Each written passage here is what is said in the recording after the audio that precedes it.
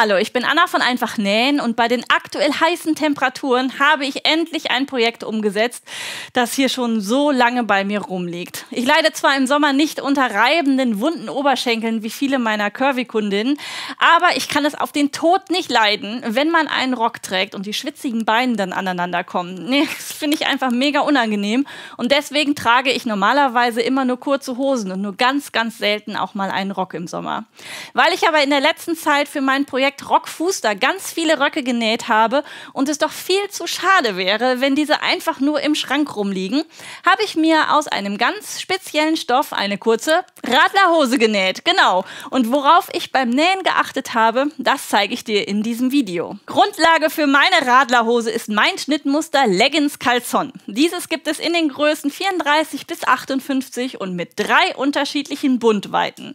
Somit passt die Leggings auch perfekt bei mehr Bauch oder wie in meinem Falle mehr Po. Die Länge für die kurze Hose ist im Schnitt mit eingezeichnet. Wie die Leggings Schritt für Schritt genäht wird, das zeige ich dir in dem V-Book zur Leggings Caleçon, das du auf meiner Website findest.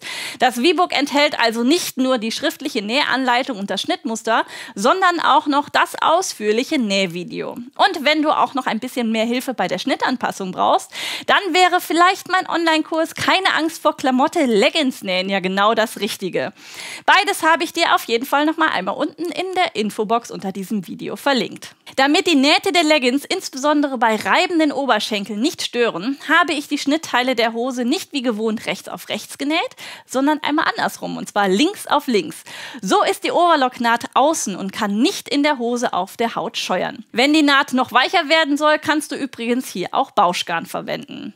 Auch wenn du die Leggings nur mit der Nähmaschine nähst, solltest du links auf links nähen, damit die Nahtzugaben außen liegen und innen nicht auf der Haut scheuern können. Über die richtige Stichwahl beim Nähen von Jersey habe ich hier übrigens schon einmal ein Video gemacht. Ich verlinke es dir aber auch noch einmal am Ende dieses Videos. Die Schrittnähte habe ich im Anschluss noch einmal ganz flach abgesteppt, sodass sie nicht abstehen. Den Bund habe ich ganz normal angenäht, aber am Saum der Beine habe ich wieder etwas anders gemacht als normalerweise. Hier habe ich nämlich den Stoff nach außen geklappt.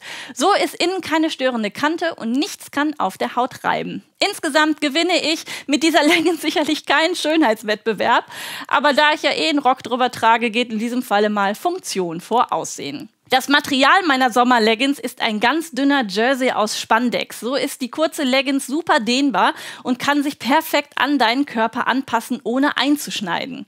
In meinem Online-Shop findest du mit etwas Glück noch ein paar Premium-Boxen mit ausreichend Material für eine kurze Leggings aus diesem sommerlichen Spezialstoff.